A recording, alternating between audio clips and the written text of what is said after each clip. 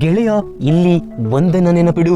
ನೀನು ಈ ಜಗತ್ತಿಗೆ ಬಂದದ್ದು ಕೇವಲ ಹೊತ್ತು ಕಳೆಯುತ್ತಾ ಬದುಕಲು ಅಲ್ಲ, ಒಂದು ಉದ್ದೇಶದಿಂದಲೇ ಈ ಭೂಮಿಗೆ ಬಂದಿದ್ದೀಯಾ. ನೀನು ಹುಟ್ಟಿರುವುದು ನಿನ್ನ ಹೆಸರನ್ನ ಒಂದು ಪ್ರೇರಣೆಯ ಶಕ್ತಿಯಾಗಿ ಬೆಳೆಸಲು. ಹೌದು, ಒಮ್ಮೆ ನಿನ್ನ ಹೆಸರನ್ನು ಕೇಳಿದಾಗ ಜನ ಹೆಮ್ಮೆ ಪಡಬೇಕು. ನಿನ್ನ ಜೀವನದ ಹಾದಿಯೇ ಇತರರಿಗೂ ಪ್ರೇರಣೆಯಾಗಬೇಕು. ಹಾಗೆ ಇಲ್ಲಿ ಬದುಕಲು ಪ್ರಯತ್ನಿಸು. ನಿನ್ನ ಬದುಕು ಕೇವಲ ನಿನ್ನದಾಗಬಾರದು, ಅದು ಇನ್ನೊಬ್ಬರ ಪ್ರೇರಣೆಯ ಮೂಲ ಆಗಬೇಕು. ಇಲ್ಲಿ ಜನರು ಅನೇಕ ಬಾರಿ ಕೇಳುತ್ತಾರೆ, ಪ್ರೇರಣೆ ಮೋಟಿವೇಶನ್ ಎನ್ನುವುದು ಎಲ್ಲಿಂದ ಸಿಗುತ್ತದೆ ಎಂದು. ನಿಜ ಹೇಳಬೇಕಾದರೆ ಮೋಟಿವೇಶನ್ ಎನ್ನುವುದು ನಮ್ಮೊಳಗೆ ಹುಟ್ಟಬೇಕು. ನಮ್ಮ ಪ್ರತಿಯೊಂದು ಕಷ್ಟ, ಪ್ರತಿಯೊಂದು ನೋವು, ಪ್ರತಿ ರಾತ್ರಿಯ ಕಣ್ಣೀರು, ಇನ್ನೊಬ್ಬರ ಚುಚ್ಚು ಮಾತುಗಳು, ಇವುಗಳೇ ನಮ್ಮ ಪ್ರೇರಣೆಯ ಬೀಜವಾಗಬೇಕು. ಗೆಳೆಯ, ಯಾರಾದರೂ ನಿನ್ನನ್ನು ನೋಡಿ ನಕ್ಕರು, ಅಣಕಿಸಿದರು, ಹೀಯಾಳಿಸಿದರು, ಅದರಿಂದ ಕುಗ್ಗಿ ಹೋದರೆ ಇಲ್ಲಿ ನಿನ್ನನ್ನ ಇನ್ನಷ್ಟು ಕಡೆಗಣಿಸುತ್ತಾರೆ. ಇದುವೇ ನೀನು ಬದಲಾಗಲು ಪ್ರೇರಣೆಯಾಗಬೇಕು. ಆದರೆ ನೀನು ಅದನ್ನ ಅರ್ಥ ಮಾಡಿಕೊಳ್ಳಬೇಕು ಅಷ್ಟೇ. ಇಲ್ಲಿ ನಿನ್ನೊಳಗಿನ ಧೈರ್ಯವನ್ನ, ನಿನ್ನ ಕನಸು ಹಾಗೂ ನಿನ್ನ ಆತ್ಮವಿಶ್ವಾಸವನ್ನ ಪ್ರತಿದಿನ ಬೆಚ್ಚಗೆ ಮಾಡು, ಇಮ್ಮಡಿಗೊಳಿಸು. ಒಮ್ಮೆ ನಿನ್ನ ಆತ್ಮಸ್ಥೈರ್ಯ ಬಲಿಷ್ಠವಾದರೆ ನಿನ್ನನ್ನ ಯಾರಿಂದಲೂ ಸೋಲಿಸಲು ಸಾಧ್ಯವಿಲ್ಲ. ಜೀವನದಲ್ಲಿ ನೀನು ಎಷ್ಟು ಬಾರಿ ಬಿದ್ದಿದ್ದೀಯೋ ಅದು ಮುಖ್ಯವಲ್ಲ, ಎಷ್ಟು ಬಾರಿ ಮೈ ಕೊಡವಿ ಎದ್ದು ನಿಲ್ಲಲು ಪ್ರಯತ್ನಿಸುವೆಯೋ ಅದು ಮುಖ್ಯವಾಗಿದೆ. ಒಮ್ಮೆ ಸೋತು ಹೋದರೆ ಏನಂತೆ ಗೆಳೆಯ, ಮತ್ತೆ ಎದ್ದು ನಿಂತು ಗೆಲುವನ್ನ ಮುಟ್ಟುವ ಸಾಮರ್ಥ್ಯ ನಿನ್ನಲ್ಲಿ ಖಂಡಿತ ಇದೆ. ಸೋಲು ನಿನ್ನ ಅಂತ್ಯವಲ್ಲ, ಅದು ಹೊಸ ಅಧ್ಯಾಯಕ್ಕೆ ಮುನ್ನುಡಿ ಎಂಬುದನ್ನ ಮರೆಯಬೇಡ. ಇಲ್ಲಿ ನೀನು ಸೋತರೆ, ಎಡವಿ ಬಿದ್ದರೆ ಹೀಯಾಳಿಸಿ ನಗುವವರೇ ಜಾಸ್ತಿ. ಹಾಗಾಗಿ ಎದುರಾಗುವ ಸೋಲನ್ನ ನಿನ್ನ ಪ್ರೇರಣೆಯ ಪಾಠವಾಗಿಸು. ಯಾಕೆಂದರೆ ನಿನ್ನ ಸೋಲಿನ ಹಿಂದೆ ನಿನ್ನ ಶಕ್ತಿ ಅಡಗಿದೆ, ನಿನ್ನ ಕಷ್ಟದ ಹಿಂದೆ ನಿನ್ನ ಮಹಿಮೆ ಅಡಗಿದೆ.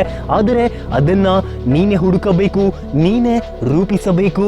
ಇಲ್ಲಿ ಯಶಸ್ಸು ಅಂದ್ರೆ ಕೇವಲ ಹಣ, ಹುದ್ದೆ ಅಥವಾ ಹೆಸರು ಮಾತ್ರ ಅಲ್ಲ. ನಿಜವಾದ ಯಶಸ್ಸು ಅಂದ್ರೆ ನಿನ್ನ ಜೀವನದಿಂದ ಯಾರಾದರೂ ಪ್ರೇರಣೆಯಾಗಿ ಭಾವಿಸಿದ್ದಾರಾ ಎನ್ನುವುದು ಮುಖ್ಯ. ಒಮ್ಮೆ ನಿನ್ನ ಸುತ್ತಲಿನ ಜನರು ಹೇಳಲಿ, ಅವನು ಹೇಗೆ ಬದಲಾಗಿದ್ದಾನೆ ಅಥವಾ ಅವಳು ಹೇಗೆ ಹೋರಾಡಿ ಗೆಲುವನ್ನ ಪಡೆದಿದ್ದಾಳೆ ಅಂತ, ಅಷ್ಟೇ ಸಾಕು. ಆಗ ನಿನ್ನ ಬದುಕು ಅರ್ಥಪೂರ್ಣವಾಗುತ್ತದೆ. ಇಲ್ಲಿ ನಿನ್ನ ಮಾತು, ನಿನ್ನ ನಡವಳಿಕೆ, ಇವು ಇತರರಿಗೆ ಒಂದು ಉತ್ತಮ ಸಂದೇಶ ಕೊಡುತ್ತವೆ. ನೀನು ಹೇಗೆ ಬದುಕುತ್ತೀಯೋ ಅದು ಇತರರ ಜೀವನದ ದಿಕ್ಕು ಬದಲಾಯಿಸಬಹುದು. ಹಾಗಾಗಿ ಪ್ರತಿದಿನ ನಿನ್ನ ಬದುಕನ್ನ ಒಂದು ಮಾದರಿಯಾಗಿ ಮಾಡಲು ಪ್ರಯತ್ನಿಸು.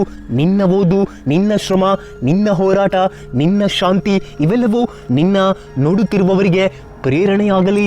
ಗೆಳೆಯ, ಪ್ರೇರಣೆ ಎನ್ನುವುದು ಒಂದು ಪುಸ್ತಕದಲ್ಲಿ ಸಿಗೋದಿಲ್ಲ, ಅದು ನಿನ್ನ ಮನಸ್ಸಿನೊಳಗೆ ಉರಿಯುವ ಬೆಂಕಿಯಾಗಿದೆ. ಯಾವಾಗ ನೀನು ನಿನ್ನ ಗುರಿಯ ಕಡೆಗೆ ಛಲ ಬಿಡದೆ ಮುನ್ನಡೆಯುತ್ತೀಯೋ ಆಗಲೇ ಜಗತ್ತು ನಿನ್ನನ್ನು ಗಮನಿಸುತ್ತದೆ.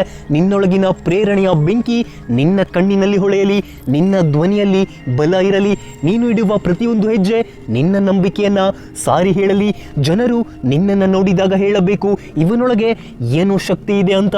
ಅದುವೇ ನಿನ್ನ ಪ್ರೇರಣೆಯ ಗುರುತು. ಯಾವಾಗ ನೀನು ನಿನ್ನ ಕೆಲಸದ ಮೇಲೆ ಪ್ರೀತಿ ಮತ್ತು ನಂಬಿಕೆ ಇಡುತ್ತೀಯೋ ಆಗ ಅದು ನಿನ್ನ ಆತ್ಮವಿಶ್ವಾಸವನ್ನ ಬಲಿಷ್ಠ ಮಾಡುತ್ತದೆ. ಪ್ರೇರಣೆಯಾಗಿ ಬದುಕುವುದು ಎಂದರೆ ಯಾರಾದರೂ ನಿನ್ನಿಂದ ಧೈರ್ಯ ಪಡೆಯಬೇಕು, ಯಾರಾದರೂ ನಿನ್ನಿಂದ ನಂಬಿಕೆ ಪಡೆಯಬೇಕು, ಯಾರಾದರೂ ನಿನ್ನನ್ನು ನೋಡಿ ನಾನು ಮಾಡಬಲ್ಲೆ ಎನ್ನಬೇಕು. ಇಷ್ಟು ಮಾತ್ರ ಅಲ್ಲ ಗೆಳೆಯ, ಆದರ್ಶವಾಗಿ ಬದುಕುವುದು ಅಂದರೆ ಕಷ್ಟದಲ್ಲೂ ನಗುವನ್ನ ಮರೆಯದೇ ಇರುವುದು, ಸೋಲಿನಲ್ಲೂ ಮತ್ತೆ ಎದ್ದು ಪ್ರಯತ್ನಿಸುವುದು, ನಿರಾಶೆಯ ಮಧ್ಯೆಯೂ ಹೊಸ ಆಕಾಂಕ್ಷೆಯನ್ನ ಬೆಳಗಿಸುವುದಾಗಿದೆ. ಗೆಳೆಯ, ನಿನ್ನ ಹೆಸರಿನ ಹಿಂದೆ 1000 ಕಥೆಗಳಿರಲಿ, ಆ ಪ್ರತಿಯೊಂದು ಕಥೆಯು ಇತರರಿಗೂ ಪ್ರೇರಣೆಯ ಪಾಠವಾಗಲಿ.